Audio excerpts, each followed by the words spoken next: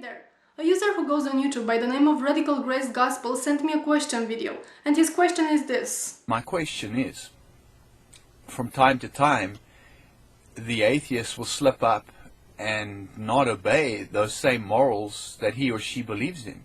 When the atheist breaks their own morality, why does that happen? Why do you break your own morals? And yeah, it is a legit question, because this definitely happens sometimes. We do break our own moral codes, but this happens no matter if you are Christian or atheist or whatever. For instance, sometimes people cheat on their partners, even if according to their own moral code they know this is wrong. The thing is, by the end of the video he also answers the question himself, from a Christian perspective. Adam and Eve, rebellion against God's ways. And so my answer is, the reason why human beings behave badly or sinfully is because we have this inherent sinful nature due to our rebellion against God. But you see, there is a problem even in the very construction of your answer. You say that we have an inherent sinful nature, and you say that this is due to our rebellion against God. Don't you see the logic flaw here? Our rebellion against God cannot be the cause of our sinful nature. Because for our rebellion against God to even occur, we must have had a sinful nature to begin with, which means that God intentionally created us this way. Now this is a bit off topic, but consider the punishment that God inflicts for disobedience. Eternal hellfire. And now consider how many people of this planet are obedient to God in a manner that will get them to heaven. You would have to agree that according to your beliefs, the vast majority of us will end up in hell. So you have an all-powerful being, God, who creates life intentionally, knowing that almost all of it will suffer forever. And you call such being all good and all loving, and you see no conflict in that. Well, my personal opinion is that you are worshipping one nasty monster. But yeah, I digress. Let's go back to the question. I'm not gonna talk about atheists, but about human beings. So why do people break their own moral codes and sometimes do bad things even if they are generally good people? Speaking in the context of religion, my answer is precisely because there is no intelligent or good force responsible for our creation. We are not designed by a perfect creator, but by nature, which is flawed and unfair. And that's why we are flawed and unfair. You know, what you call our inherent sinful nature? You know, with this question, I'm sure that unintentionally, you are expressing what in my opinion is the biggest problem for the existence of a theistic God. A couple of weeks ago I made a satire video called Jesus Tells It Like It Is, and I received a comment from someone, JesusFreak777, telling me that the video is offensive. But what he and others failed to grasp is that in that video I was addressing in a satirical way the problem of evil. I'm sure that most of you are familiar with the core of the argument, which is, why doesn't God stop evil? If he doesn't stop it because he can't, then he's not all powerful. If he doesn't stop it because he doesn't want to, then he's not all good. And if he's not both all good and all powerful, then he's not God. What I want to do here is deal with the main rebuttals that theists have come up to in response to this. Before I get into this, I have to mention that none of their arguments deal with the evils that don't directly affect nor are produced by humans. The evils that are endured by all the other living things. You have animals being eaten alive by other animals. You cannot dismiss this as evil just because it doesn't happen to humans anymore. You have those flies that lay their eggs inside of wounds of mammals, and if the animal doesn't have an open wound, the fly will find another moist place, you know, like the eye. And then the larvae will hatch and eat their way through the eyeball and the optic nerve into the brain, causing the animal a slow, traumatic, agonizing death. Those creatures have no responsibility for the original sin, have no conception of good and evil. So why would God create such horrors? Why torment them like that? I'm really curious what you think about this, but yeah, let's get to the arguments. One argument is that God doesn't interfere in the wrongdoings of man because then we would have no free will.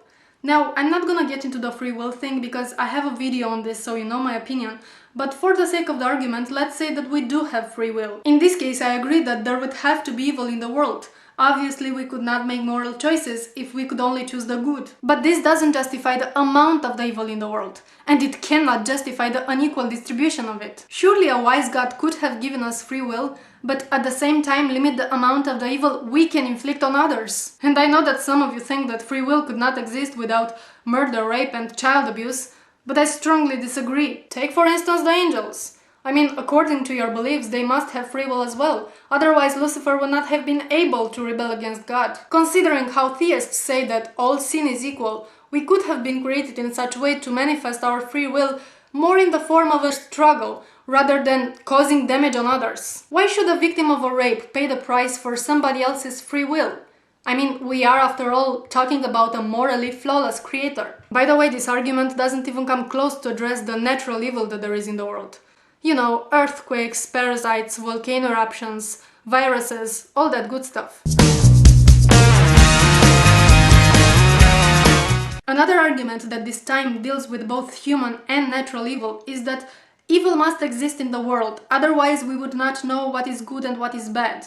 Without knowing sorrow, we could not know what happiness is either. This argument fails to work on a practical basis because none of us ever experienced a world with only good in it. None of us have had only happiness in our lives. So saying that without misery we cannot be happy is only speculation. On the other hand, there are some people who only experienced misery. For instance, an infant who is born with severe Harlequin disease, who gets to live only for a couple of weeks and is in constant agonizing pain until he dies. You can clearly see that he is suffering greatly, even though he never experienced non-suffering. Or let's say that somebody takes you and performs some brain surgery on you, wipes out all your memories. You get total amnesia and you remember nothing prior to this moment. And then he tortures you until you die.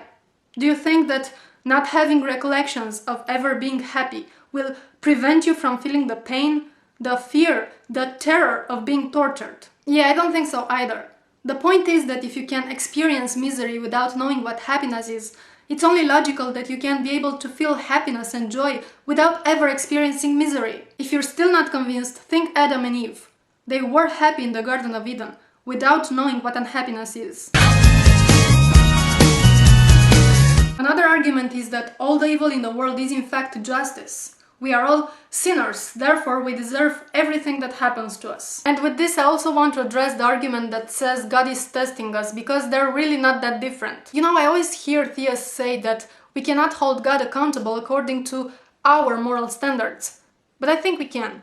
In fact, God being the supreme morality, he should surpass our human moral standards. Let's take a parent, a father, who in order to punish his disobedient child or to test him, will stop feeding him, will allow a neighbor to rape him, will allow another neighbor to kill his pets that he loves in front of his eyes, will do all those terrible things to him. How would we deal with such a parent? We would obviously lock him up for being a sadistic nutcase. And if he was to say that he did all that out of love for his child, we would be even more sickened by the creep. But then you have our Father in Heaven, who allows such things to happen on a daily basis. You have children in third world countries who get to eat once every 4 days and the only water available for them to drink is filthy mud water. You see them dying, starving, infected with parasites, losing their parents to AIDS. And you think this is God's will, and somehow in your mind you think that they deserve it. This is beyond disturbing. Any religion who makes people think like that is a sick religion. And then of course you have the argument that this is God's plan, that everything happens for a reason and that the end game will be worth it, will justify all this. Thy will be done is another way of saying that the ends justify the means, which might be true only if there are no other means to reach that end. Maybe it's just me, but if God cannot accomplish his plan without starvation and cancer and child rape, if this is the best he came up with, that's a pretty stupid God you're worshipping there. You know, I don't believe in his existence, but if I'm wrong, and such God does in fact exist, then he's one fucked up unfit parent, and in no way worthy of praise. Peace.